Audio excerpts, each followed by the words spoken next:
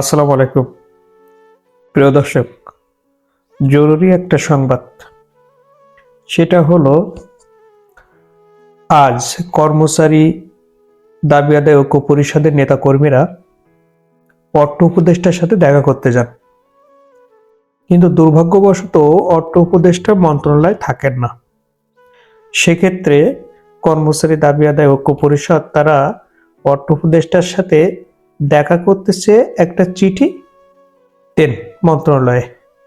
যে সকল কর্মকর্তারা দায়িত্বপ্রাপ্ত ছিল মন্ত্রণালয়, তাদের কাছে মন্ত্রণালয়ের কর্মকর্তারা জানান যে অর্থ উপদেষ্টা নিজেই নবম জাতীয় পে স্কেলের বিষয়ে খুবই উদ্বিগ্ন এবং তিনি নিজেও চান এটা গেজেটটা প্রকাশ করতে বা কার্যকর করতে, কিন্তু এত অল্প সময়ে ভিতরে উনি আসলে কাজটা করে উঠতে পারতেছেন না।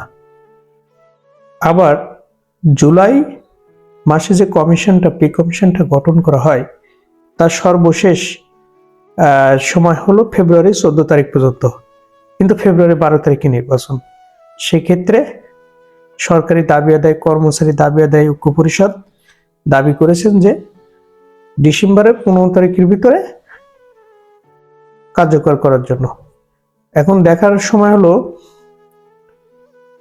এই যে সাক্ষাৎ চেয়ে যে চিঠিটা দিয়েছেন অর্থ উপদেষ্টাকে, উনি কত তারিখই এই কর্মচারী দাবি আদায় ঐক্য পরিষদের নেতাদেরকে ডাকেন এবং কথা বলেন। আমার মনে হয় এ ব্যাপারে কথা বললে সুষ্ঠু সমাধান হবে এবং ভালো রেজাল্ট আসবে, এটাই আমার মনে হয়। না হলে আমরা বিভিন্ন মাধ্যমে জানতে পারছি 20 তারিখই তারা বিভিন্ন প্রোগ্রাম করার বা কর্মসূচি দেওয়ার দাবি জানিয়েছেন। তো আপনাদেরকে এই তথ্যগুলো সবাইকে শেয়ার করে দেখার জন্য অনুরোধ করব এবং সাথে সাথে সাবস্ক্রাইব করে সঙ্গে থাকবেন। ভালো থাকবেন। আসসালামু আলাইকুম।